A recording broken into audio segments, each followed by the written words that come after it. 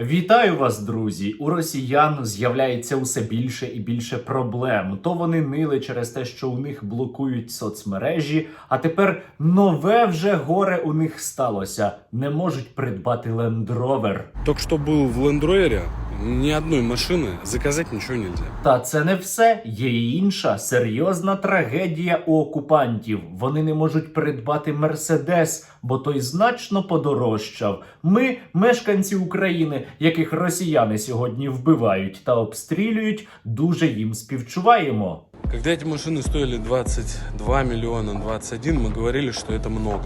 Сейчас вы знаете, что такое на самом деле много. Ситуація дуже погана у росіян, але не тому, що вони вчиняють воєнні злочини, не тому, що вони розв'язали нову війну, і не тому, що вони сьогодні є новітніми нацистами, а тому, що проблеми з автомобілями. Ситуация очень плохая, и для меня, как для автомобильного блогера, ситуация не просто плохая, а она патовая, она критическая. Ну нічого, вони тепер можуть сміливо користуватись вітчизняними російськими автомобілями, котрі, правда, розвалюються. Вот что происходит с нашими машинами, с автомобильным рынком, которому просто конец. Розвалюються так само, як розвалиться і Російська Федерація. Підписуйтесь на мій канал, друзі, тисніть лайк до цього відео та залиште під ним будь-який свій коментар, щоб це відео набрало більше переглядів. І продовжимо тему того, як росіяни прекрасно ниють через те, що проти них застосовано багато санкцій. І це тільки початок. Я хорошего исхода не вижу. Вот лично я хорошего исхода не вижу. Ожидания негативные, все, наоборот, забирают свои активы, поэтому экономика рушится. Какой будет наша страна дальше, что нас ждет? Хорошего ничего не будет. Дальше так будет хуже и хуже. Ну, в любом случае, мы почувствовали уже по очередям і в Сбербанк. Важливо розуміти, друзі, що санкції ніколи не діють миттєво, та вже є перші негативні результати для росіян. І це тільки початок. На Російську Федерацію чекає іще багато нещастя. Та самі росіяни деякі впевнені, що вони це переживуть. Что бы сейчас ни было, мне кажется, что мы можем пережить это все. Ничего, переживем. Ні, не переживуть. Совєтський Союз свого часу так само казав, а потім розвалився. Советский Союз – страна большая, с мощной экономикой, богатыми ресурсами. Так что все эти блокады и санкции он уж как-нибудь переживет. Нет.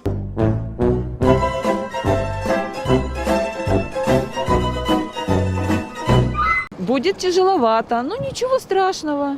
Похуже видали. Деякі російські нацисти готові їсти хоч кору з дерев, зате вони за Путіна. Как изменится жизнь в России в нынешних условиях? Я прямо скажу, я за Владимира Владимировича Путина, можете снимать, да. Я за него, и больше никого, да. За Владимира Владимировича Путина я. Долар на Росії невпинно росте, але усе буде добре. Питання тільки у кого і коли. Доллар уже больше 100 рублей. А мы на рубль будем надеяться. Дальше все будет нормально, все хорошо. Долара на Росії, можливо, взагалі не буде, але це піде тільки на краще росіянам. Да, доллара не будет. Все, доллара точно не будет уже. Больше хорошо. Экономика поднимется сразу резко. І взагалі, росіянам плювати на ці всі санкції. Правда, вони це кажуть зараз, поки їм є що їсти. Мне наплевать на эти санкции, и на весь этот Запад наплевать. Проте досить часто росіяни молодшого покоління кажуть прямо протилежне, що для них санкції – це серйозні проблеми, тому що кофточку не можна купити. Закрыли H&M, я очень разочарована.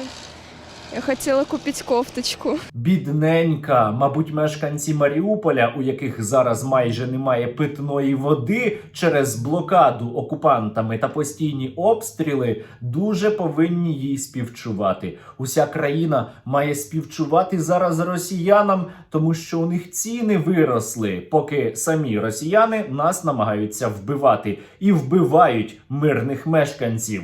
В Америке, в Европе цены уже годами не поднимаются ни на что. У нас только все вверх и вверх и вверх. Словом, деякі росіяни, які займаються бізнесом, і люди молодшого покоління, хоча я не знаю, мабуть, не варто казати по відношенню до росіян слово люди, розуміють, де вони зараз опинились. Да, мы в жопе, вот. Ну, как бы коротко, да, мы в жопе, и да, все, и будем еще хуже. Ну і тепер про найцікавіше, про те, а хто ж винен у тому, що проти Російської Федерації було застосовано санкції. Є версія, що це не тому, що росіяни вбивають мирних людей в Україні, а тому, що між собою там на горі хтось не може домовитись. Скорее всего, то, что люди не могут договориться между собой. Є і інша версія. Санкції, виявляється, взагалі ні до чого. Я считаю, ошибка Центробанка. Вот то, что весь мир, там запрет, санкции, Да это все фигня. думаете, никак не влияет? Нет. Можливо, також причина не в тому, що Російська Федерація веде загарбницьку війну проти України, а в тому, що у світі раптово, незрозуміло чому, з'явилась русофобія, яка у нас із вами усе ще недостатня. Там еще сейчас идет война, извините, оговорилась, волна русофобии. Російська нацистська федерація взагалі дуже миролюбива. Вона ні на кого не нападала, не захоплювала чужі території та не вбивала іноземних громадян. Це все Америка робить. Америка это оружие специальное, разжигали войну. Против России все равно все это. А причини у тому, що просто американці заздрять росіянам. Я от бачу, сидить собі Елон Маск або Тім Кук і заздрить якомусь Ваньки із Лаптєстана. Как вы думаете, почему западные страны это сделали? Завидуют нам. Зависть? Мое мнение, да. Ну а Російська Федерація, коли скидає авіаційні бомби на пологові будинки, коли ракетами знищує школи в Україні, коли б'є по церквам артилерійськими снарядами, насправді усіх звільняє від поганих нацистів. И с нацизмом бороться, видно, это такая судьба России. Дуже мало росіян кажуть про реальні причини застосування санкцій проти них. Я считаю, что то, что происходит сейчас между Россией и Украиной, это вообще недопустимо.